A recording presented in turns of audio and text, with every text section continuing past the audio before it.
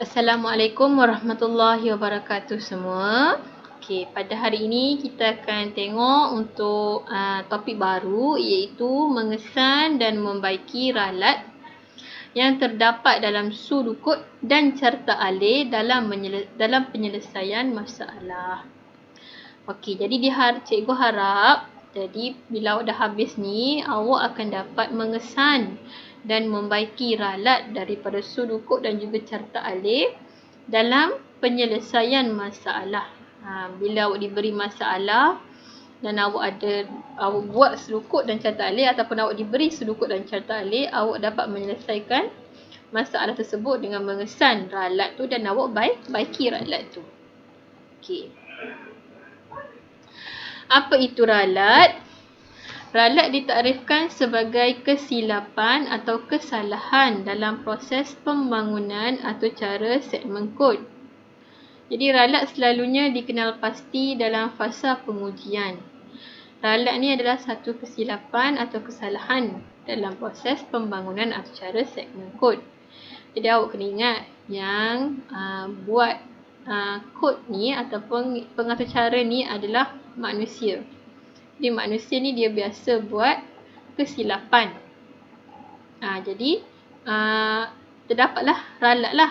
Awak akan jumpa ralat, okey? Sebab kita bukan mesin.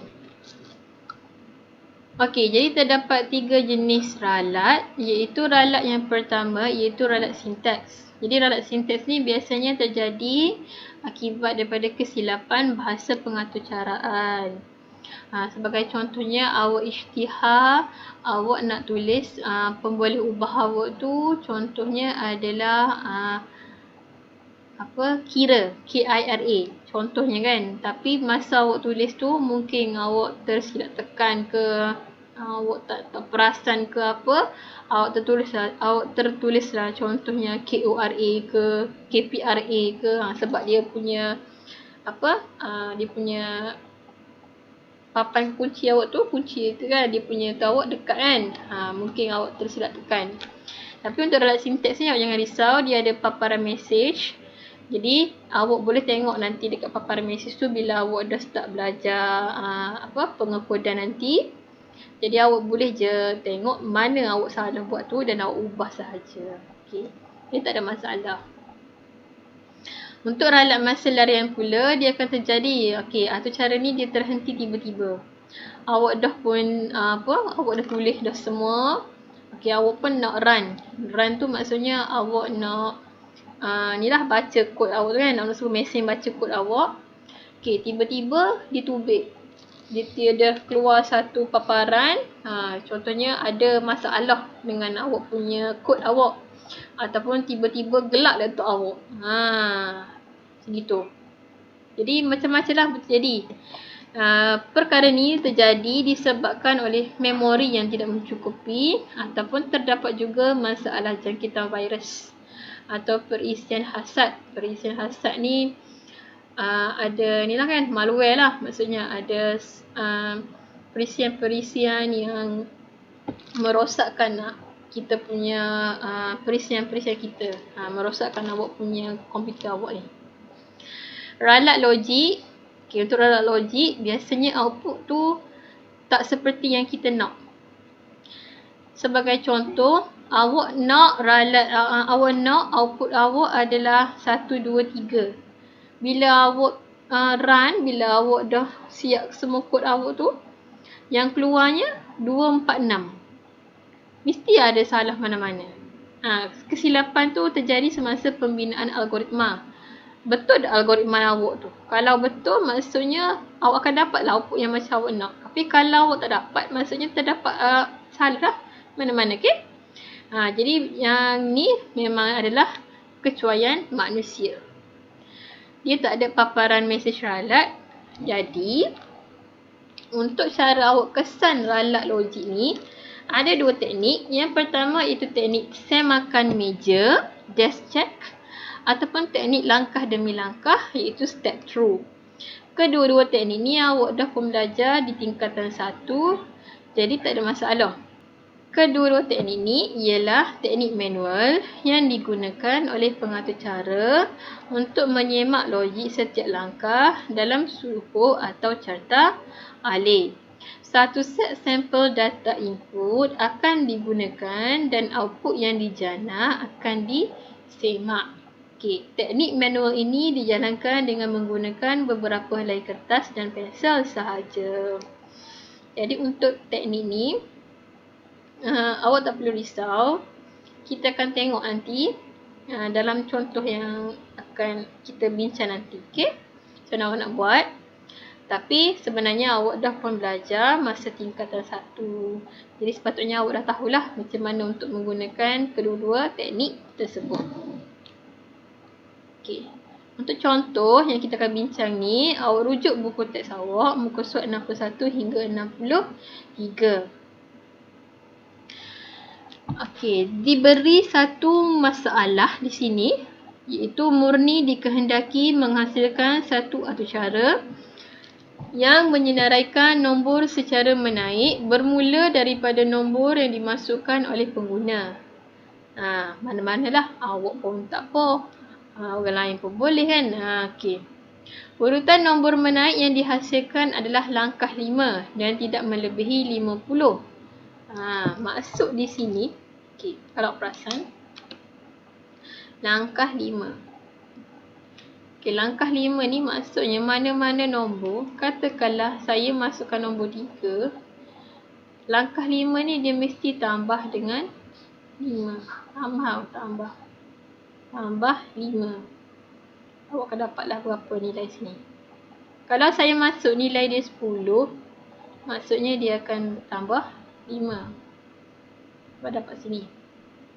Tak kisahlah berapa pun nombor yang saya masuk, dia akan tambah dengan 5. Dan dia akan ulang, tapi dia tidak akan melebihi 50. Tu syarat dia tidak melebihi 50. Jadi murni pun buatlah satu sudukut. Kita tengok sudukut dia. Dia bermula, kisah mula. Kemudian di isytihar pemboleh ubah dia digunakan K kat sini. K sama dengan 0. Paparkan mesej. Dipaparkan mesej, masukkan nombor yang bermula. Nombor berapa yang awak nak? Contohnya kita masukkan nombor 20. Setkan nilai K sama dengan nombor yang dimasukkan. Jadi K dah pun berubah kepada 20. While, dah belajar kan? Struktur ulangan. Ni untuk while. While ni maksudnya selagi mana syarat dia dipenuhi, dia akan ulang sampailah syarat dia tak dipenuhi, syarat dia salah. K lebih kecil atau sama dengan 50, paparkan K. Ni dia ni dia dah update dah. Dia dah pun macam apa, ni lah. Ditambah dah nilai kat sini. Dia macam dia nak kan. Dia dah langkah 5. Jadi awak akan dapat lah. Ni kan.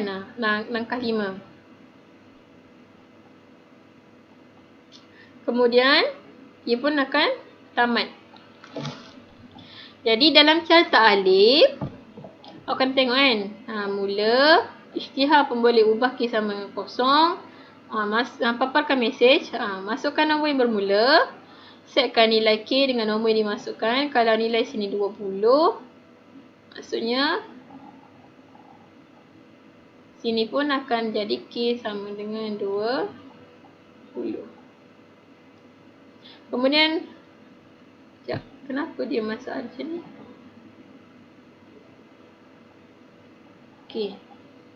K lebih kecil atau sama dengan 50. Sini ya. Kalau ya, paparkan K. Kemudian K akan ditambah nilai dia. K tambah dengan 5. Kemudian kita akan pusing lagi. Check lagi sehingga dapat tidak. Jadi murni dia dah pun buat ni kan. Dia buat, dia nak dia punya output dia tu Macam ni. Dia nak output dia macam ni. Tapi yang dia dapatnya macam ni. Tiba-tiba ada 50 bawah ni. So dia tak nak 50 ni sebab dia kata tak nak melebihi 50. Tapi ni dah pun 50. Jadi dah salah lah ni. Maksudnya terdapat kesalahan dalam dia punya logik dia. Mana salah logik dia? Sebab kalau lah maksudnya awak tak tahu macam mana kan. Kalau nak kata dia salah dekat syntax, tak ada syntax pun yang salah sini kan. Sebab semua betul. Dia guna K. Dia pun memang pakai nilai K. Semua tak ada syntax yang salah. Tapi kalau ada syntax yang salah, dia boleh tengok dekat paparan mesej. Kalau nak tengok ralat masa larian, yang tu hanya awak boleh tengok bila awak dah siap semua ni, awak dah tekan run, awak dah pun jalankan kod awak, baru awak boleh nampak ada ralat masa larian. Jadi sebab tu kita hanya tengok sini adalah ralat logik yang sebab awak boleh semak menggunakan pen dan kertas. Jadi macam mana awak nak buat pengesanan ralat logik? Gunakan teknik semakan meja. Dan di sini dia bagi, katakan tadi kan kita bagi nombor pengguna tu ialah 20. Apabila nombor yang dimasukkan ialah 20, jadi tadi K sama dengan 20. Sebab dia kata tadi, lepas kita isytihar semua tu, bila kita masukkan nombor, dia kata ni kan, setkan nilai K sama dengan nombor yang dimasukkan. Jadi K sama dengan 20. Jadi tengok sini. Masukkan K sama dengan 20. Masuk sini. Cek. Semak. Adakah 20 lebih kecil atau sama daripada 50? Ya. Ya, paparkan K. Tulis K. K adalah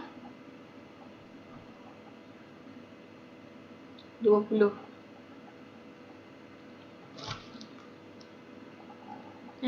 K adalah 20. Paparkan K adalah 20. Seterusnya K sama dengan 20 tambah 5. 25. 25. Pusing balik. Sekarang ni K dah 25.